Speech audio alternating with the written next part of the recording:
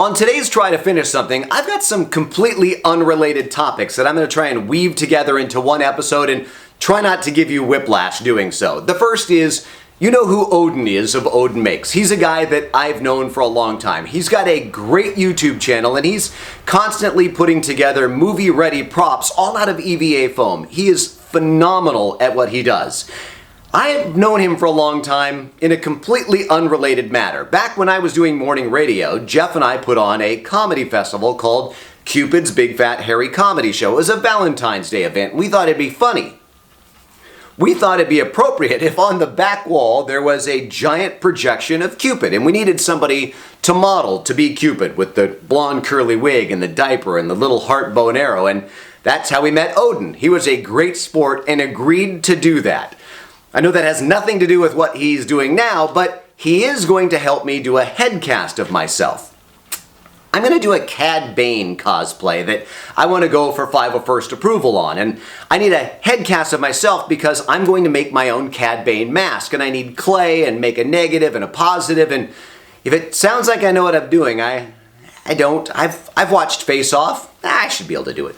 But he's going to help me out with that, and he wants to meet my 1967 bus. So I've got to get it street legal, so I need to get seat belts in it and go visit him. So seat belts are number one. Number two is my daughter is wrapping up her broadcasting film class, and they have an upcoming project where they have to do a trailer for a made-up movie.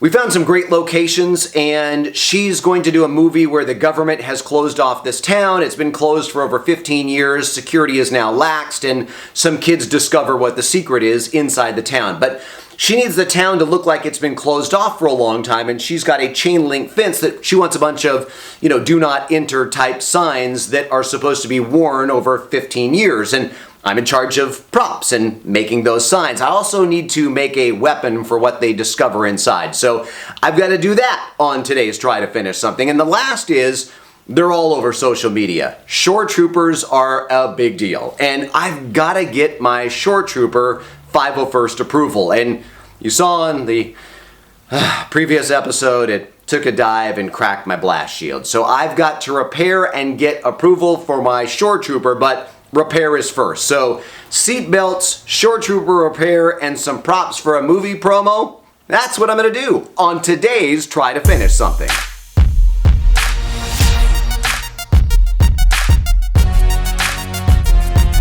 So the seatbelt installations should be easy. The seatbelts I ordered from Wolfsburg West should fit into the pre-threaded holes already in the body of the bus.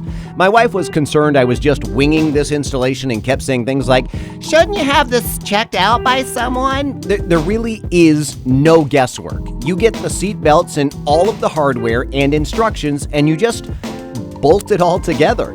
The seats in the bus are super convenient. They all pop out with very little effort with clips or wing nuts. The hardest part was removing those plastic plugs that are inside the threaded holes that have been there since this bus was born, and then cutting holes in the rubber mat so you can drop the bolts through. After that, you just tighten it all down and you're done.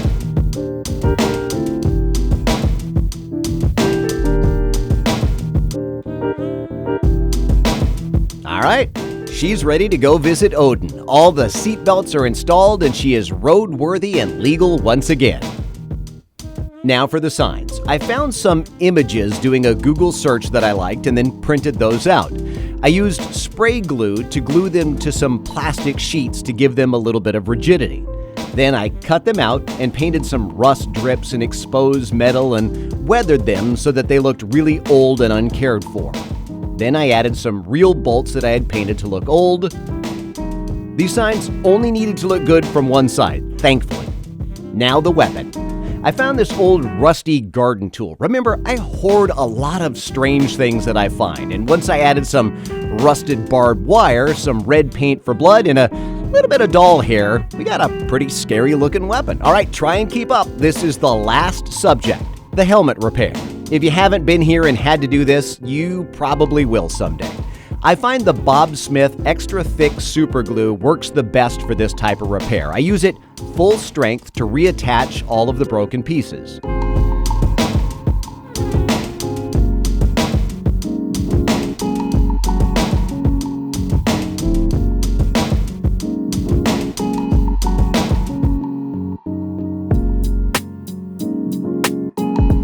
there are naturally going to be some chips and small bits that are just lost forever.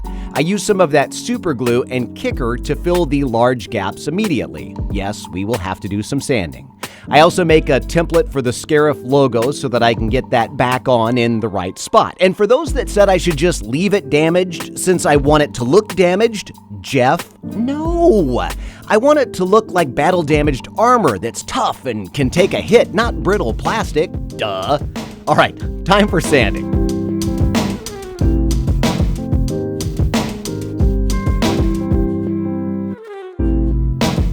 Half of any prop making is sanding. I add some fast dry Bondo putty to further smooth it out, and yes, I'm sanding yet again.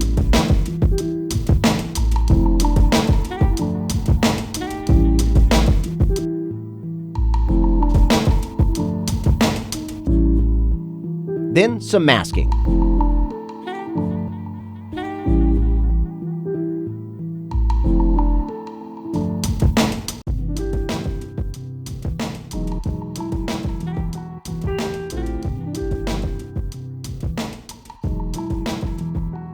Then, outside to paint.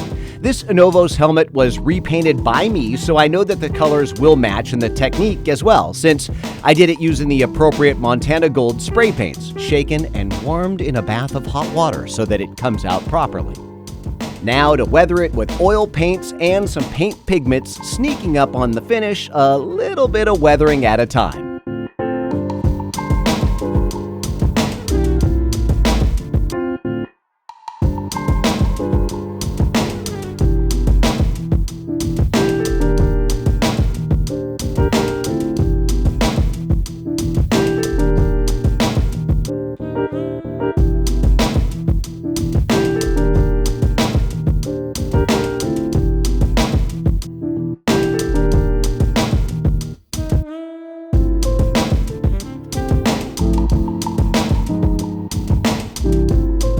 Now, my Scarif logo, cut out of masking tape and a custom blend of colors to match the original and a little bit of weathering.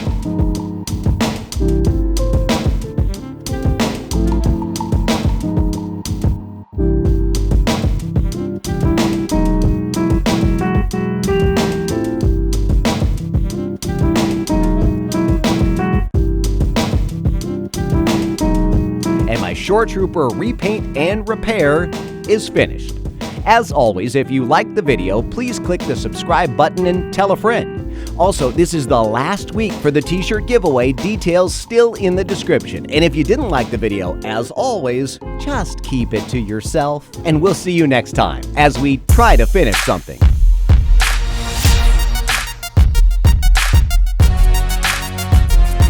And for those that have commented, how is it I'm able to do the intros without any sort of mess-ups? Here's an outtake for you. Her premise is the government has closed off this town because there's something going on inside the town. Some kids climb over the fence that